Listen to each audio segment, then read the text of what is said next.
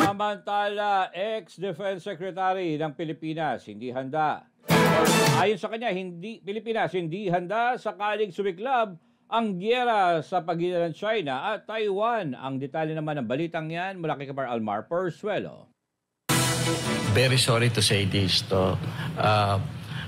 Baka dumating ang panahon o oras na our own countrymen will be on their own. Sa eksklusibong panayam ng SMNI News sa programang Pulso ng Bayan, sinabi ni Norberto Gonzales, dating kalihim ng Department of National Defense at ngayon senatorial candidate, na magiging malawak ang pinsala sakaling sumiklab man ang gyera sa pagitan ng China at Taiwan. Kabilang sa madadamay ang libo-libong overseas Filipino workers o OFWs na naninirahan sa Taiwan. Punto pa ni Gonzales, kung talagang seryoso ang ating pamalaan at tulungan ng ating mga kababayan sa Taiwan, sinabi nito na dapat ngayon na ng task force ang gobyerno na tutulong sa paghahanda sa mga OFW. Ang lagi ko nga idinidiin, wala tayong kaplano ng isang bansa. Walang kaplano-plano ang ating armed forces.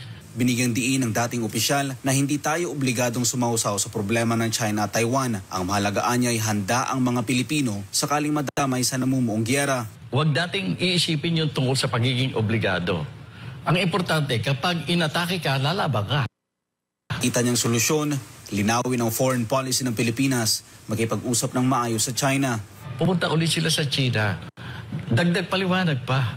Sa gitna ng tumitinding tensyon sa pagitan ng China at Taiwan, libo-libong Pilipino sa Taiwan ang posibleng maapektuhan. Sa ngayon, wala pang inilalatag na konkretong plano ang gobyerno para sa kanilang kaligtasan habang patuloy ang pag-aalboroto ng sitwasyon sa rehiyon. Nananatiling tanong kung anong mga hakbang ang gagawin ng Pilipinas upang paghandaan ang anumang posibleng epekto nito sa bansa at sa mga mamamayang Pilipino. Para sa Diyos sa Pilipinas, kung mahal Almar Forzuelo, SMNI News.